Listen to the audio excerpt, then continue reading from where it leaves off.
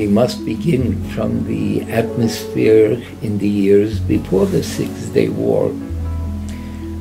Just as we were educated to look at the entire Zionist awakening from the very beginning, more than 100 years ago, we see this as being a divine guided awakening. Zionism, that the Jews, those Jews who participated in the Zionist movement, arose to change the entire position of the Jewish people, to revolt against exile, against suppression, and to strive to come back home to our homeland and to be an independent nation and continue to progress towards the realization of the words of the Torah and the words of our prophets, of our Nevi'im, and bring Am Yisrael, the Jewish nation, to its destiny, to be a blessing to the peoples of the world. This outlook, approach to the history in the last 150 years of the Jewish people was very natural for us in the 50s, yet in the late 50s, as students in Yeshivat Merkaz Harav, in the Yeshiva of Harav Kook, to all of our studies were imbued with a feeling of expectation for more acts of God to bring us closer to complete redemption. We were sure that we would live to see more acts of God in the redemption of Eretz Israel and the redemption of the Jewish people, and progress in every field of life, and especially in the spiritual field of faith, and more Torah studies, and more living according to the values of our Torah. And that's why when the Six-Day War came upon us in a very unexpected way, as a surprise, if we remember that a day after Yom Ha'atzmaut, after Independence Day in 1967, all of a sudden the president of Egypt, Nasser, at a news conference declared openly before all of the world, "I'm going to throw the Jews into the sea." That's what he declared, and he mobilized his army. And then, of course, Israel, our government, mobilized our reserve forces, and we were preparing for the Six-Day War.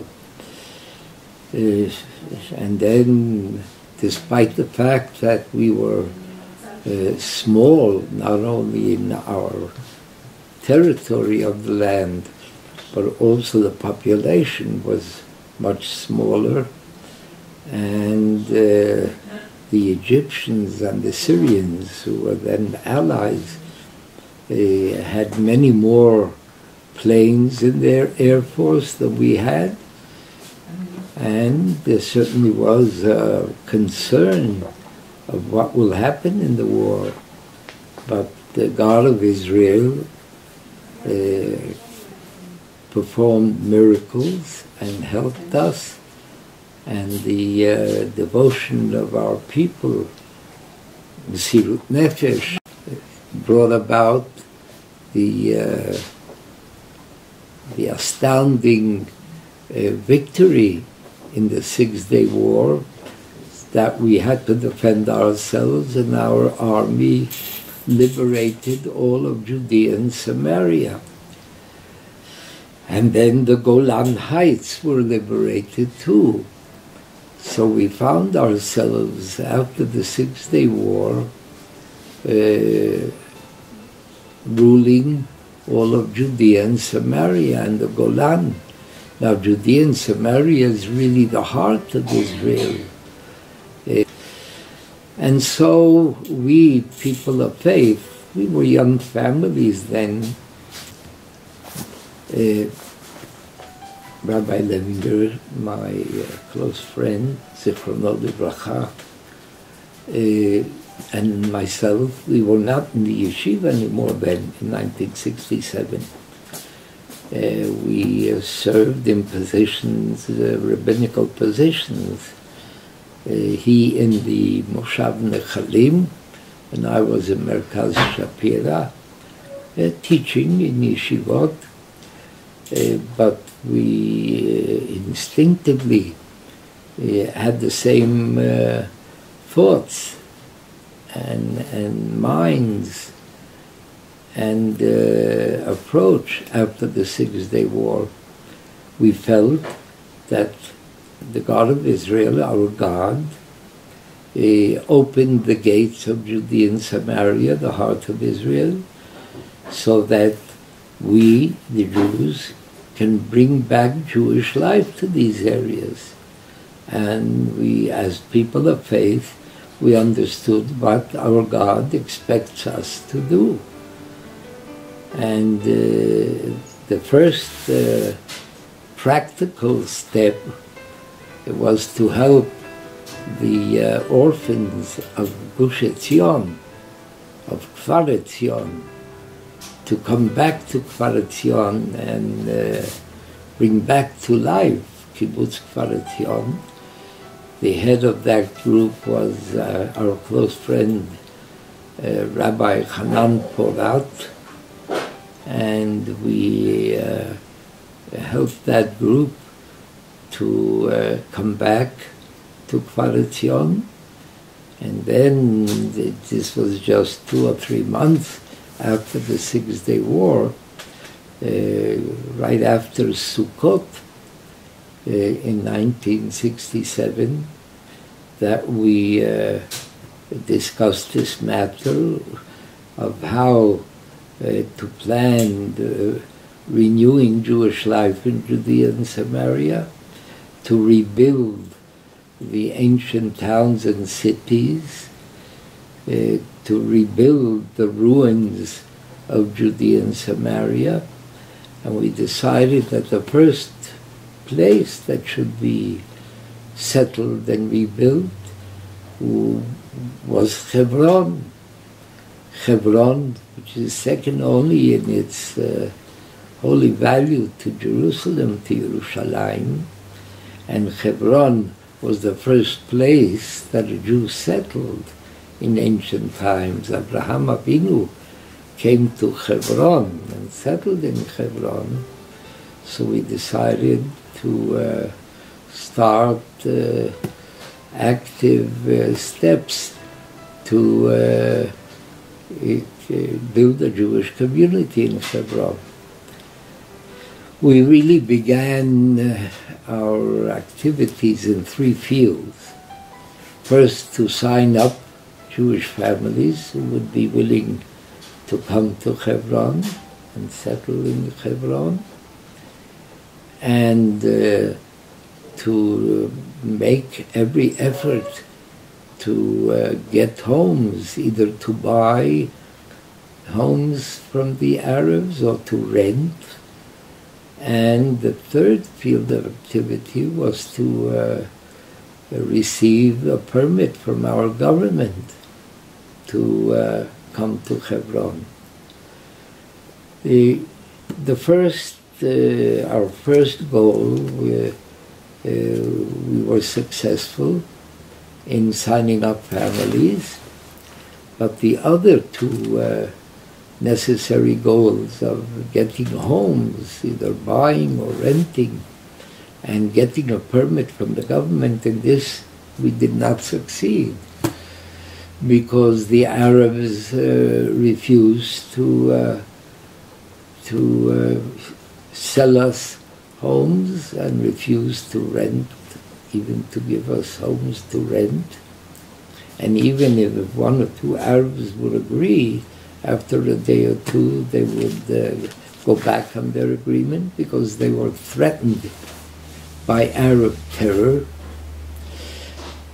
And so our friends, I have to mention that a week after the Six-Day War, a very astounding phenomenon came to be. For the first time in the history of the Jewish state, instinctively, people from the left and the right, the political left and the political right, got together and united, together with the religious, and established a movement called the Movement for the Completeness of Israel, Hatnu'ah Leman Eretz Yisrael Hashlemah. Among the people were on the right, Ula Cohen and Israel Eldad, who was the commander. They were among the people of Lehi, of Cherut Yisrael, and Eri Jabotinsky, the son of Zev Jabotinsky. And from the left, a few of the famous writers, Natan Alterman and Moshe Shamir and others, and from the religious, the national religious, Harav Neriach Zatzal and Rabbi Levinger Zatzal and myself also joined. And our friends on the left in this movement suggested that we meet with a minister in the Israeli government, Yigal Alon, who was famous for, he was a general in the War of Liberation, and he was a member of the government, a minister under Prime Minister Levi Eshkol, and seek advice from him how to receive a permit from our government. So we went to meet him, Rabbi Levinger and myself, and we asked him, how can you advise us to receive a permit from our government? And he answered in these words, are you crazy? You want a permit to settle in Hebron? That's not the way Zionism works. If we, he said about himself and his friends, his colleagues, if we would ask for a permit, we wouldn't have all those yeshuvim that we established. Zionism demands that you create facts on the ground first, and then the permit will come later. So here, this opened the door for us, and he said he would help us. And it was during the winter of 1967 and early 1968 that, thank God, one of our friends brought up the suggestion of renting a hotel. There was only one hotel in Hebron, the Park Hotel, which was really not on a high level, of course. And we turned to the owner, and he agreed to allow us to rent the hotel. We signed an agreement for 7 days with an option for 30 days and with an option for a year. So then we decided that that with families who will be willing to join us, we will celebrate the Pesach holiday in Hebron. We would arrange the Seder in Hebron, and this would be the first time since 1929 that a Seder was made in Hebron.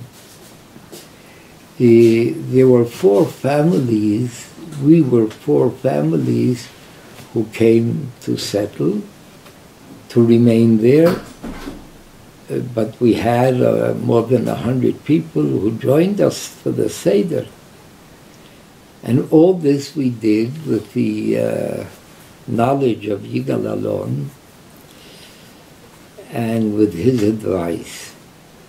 We notified the Israeli commander of Hebron that we're coming. We didn't tell him that we are coming to settle. We're coming for Pesach. But on the first day of Chol HaMoed, we had a news conference, and that's when we declared that we've come to renew Jewish life in Hebron. We called ourselves Mitnachalei Hebron, the settlers of Hebron, and this aroused excitement all over Israel, positive excitement. In general, I must say that the atmosphere in Israel, all over Israel, after the Six-Day War was an atmosphere of faith, was an atmosphere of Jews understanding the importance in this process of redemption of bringing back Jewish life to the heart of Israel, to Judea and Samaria. The government, Israeli government, certainly was not satisfied with our act of coming and creating facts on the ground in Hebron, in the Park Hotel, but the government had a dilemma, problem. The left wanted to immediately drive us out of Hebron because we didn't have a permit.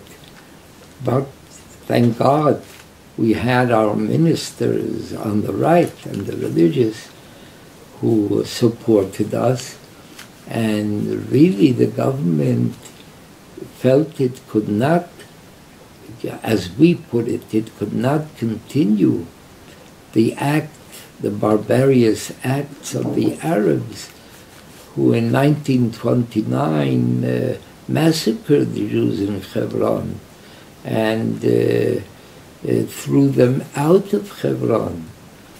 And so Mr. Begin and other ministers brought a resolution to the government, not a resolution recognizing the Jewish settlement in Hebron, but recognizing the reestablishment of a yeshiva in Hebron.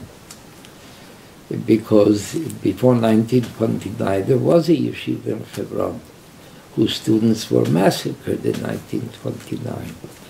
And our friends in the government convinced the other ministers on the left that yeshivas easily moved, can be easily moved, and so they did not, they were not against this resolution. This resolution was brought before us.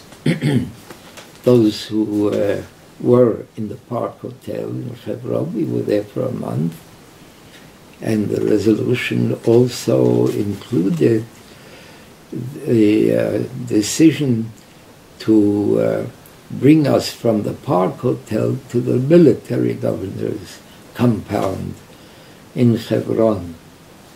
The government said that it was for our defense and security, but also the government wanted to have control of us. And if we would be confined to part of the military governor's compound, then they could control and they told us that they would not allow more people to join. Anyway, we had not an easy discussion among ourselves if to accept the government resolution, but a majority voted to accept it because we knew that if we put our foot in, they could not get us out, and from here on we'll continue our struggle in our publicity and our public struggle to establish a Jewish community in Hebron. For 2.5 years we were in the military governor's compound. Every family, and we had 4 children, Rabbi Levinger had 4 children at the time. Every family had 1 room for the children and the parents together, and we lived as a kibbutz. We had a chadar ochel, a dining room, and a kitchen, which was for the entire group. We had 30 families that moved into the military governor's compound, and it took a struggle of 2.5 years before the government decided to build 250 units in Hebron for the Jewish community. Yigal Alon was appointed to head a governmental committee to find the place fitting for establishing a Jewish community. And they chose this hill where Kiryat Arba is situated today. This hill, there was nothing on this hill where Kiryat Arba is there. Not only no houses, not a blade of grass, nothing green, only rocks. This is the Judean hills bordering the Judean desert. And so we moved here in Elul in September, 30 families. And then we had to struggle again for every new piece of land, for every additional house that would be built. Yes, we were here before Rosh Hashana. Rosh Hashana, we were here already, September of 71. And also, we had to struggle for our rights to pray at the Marat HaMachpelah. Because when we came here, we only had rights to visit Marat HaMachpelah 2 hours in the morning, 2 hours in the afternoon, until our government recognized we had to demonstrate. I cannot tell all the details now of that struggle. Eventually, what we demanded was equal rights to the Arabs. We didn't demand to remove the Arabs. We demanded equal rights. It took a few years and demonstrations and difficulties until we achieved this goal. And eventually to continue building here. Among the struggles, let me just mention the struggle to rebuild Beit Knesset Avraham Avinu in Hebron, which was a Jewish shul that was built in more than 300 years ago. And of course, the struggle to get into Hebron. It was in 1979 that a group of our women and children, one late evening towards morning, got into Beit Hadassah, which was in ruins, and Begin was then the head of the government, and demanded the right to remain there and rebuild Beit Hadassah. Of course, from the very beginning, we demanded to get Jewish houses which were taken away and mostly destroyed in 1929. But our government would not agree to give us. But then, when our women and children are into Beit Hadassah, again, the government could not really remove them from there, but did not want to permit them to be there until an Arab terrorist attack on Jews walking from Marat HaMachpelah to Beit Hadassah. This was in 1980, the beginning of 1980. It was Lag BaOmer, Shabbat, and an Arab terrorist gang stood on the roofs of the stores across from Beit Hadassah. And as every Shabbat, since our women and children entered Beit Hadassah, they opened fire and threw grenades on the line of Jews, men and women, young boys and girls were walking to Beit Hadassah. 6 were killed, among them 4 of our students of the yeshiva, and 18 were wounded. And after that, the government allowed our men to go into Beit Hadassah.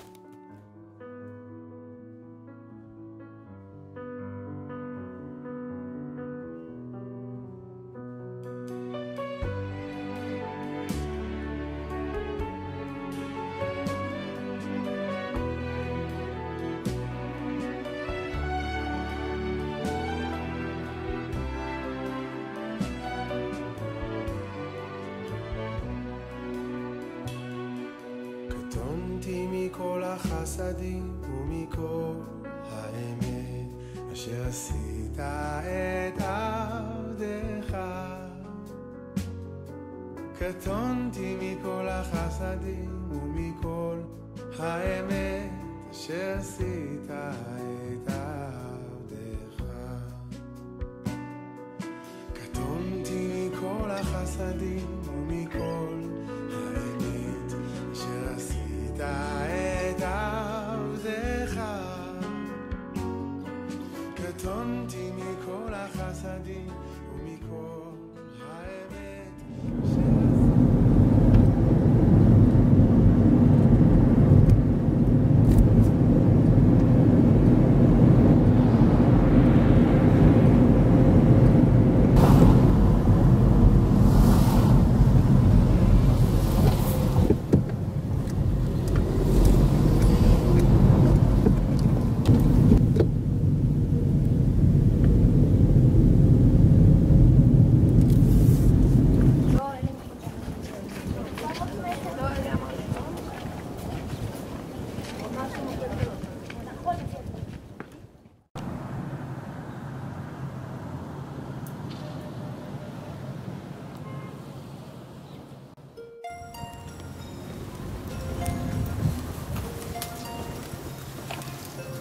בוקר טוב, שלום עליכם, בוקר טוב, בוקר טוב, בוקר טוב, בוקר טוב, בוקר טוב. Hi, my name is Chaim. We would love if you came to visit us in Israel, in Kiryat Arba. בואו לבקר בישראל, מוזמנים.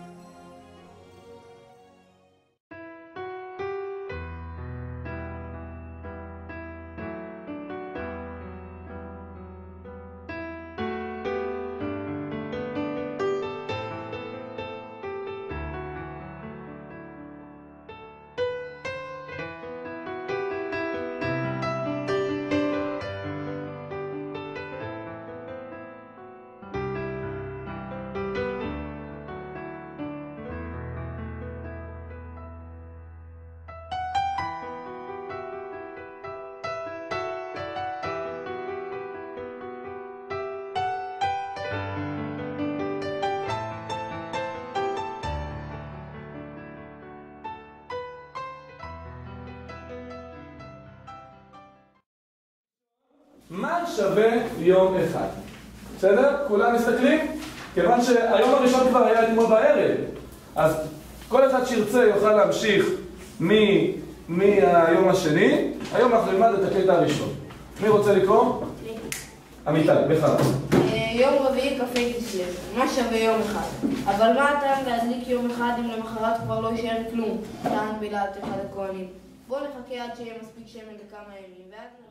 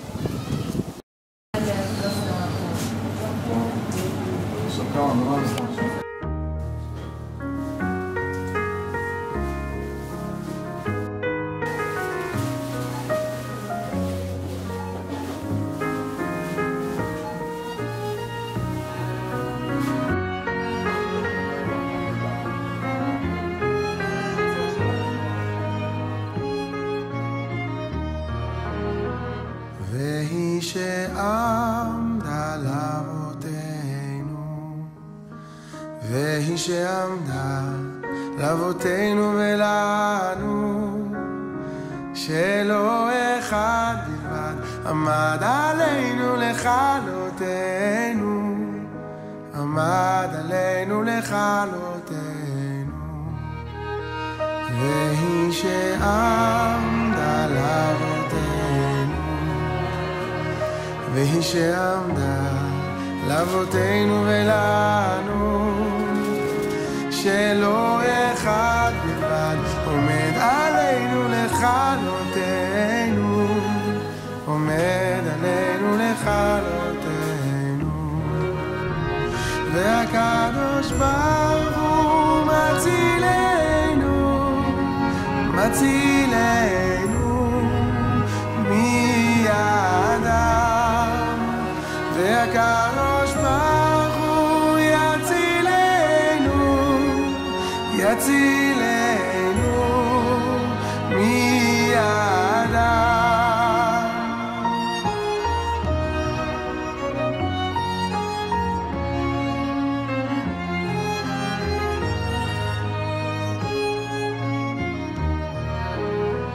והיא שעמדה לאבותינו, והיא שעמדה לאבותינו ולנו, שלא אחד בלבד עומד עלינו לכלותנו, עומד עלינו לכלותנו. והקדוש ברוך הוא מצילנו, מצילנו מידם, והקדוש ברוך הוא יצילנו, יצילנו מידם. שלא אחד בלבד עמד עלינו לכלותנו, לכלותנו. והקדוש ברוך הוא מצילנו, הקדוש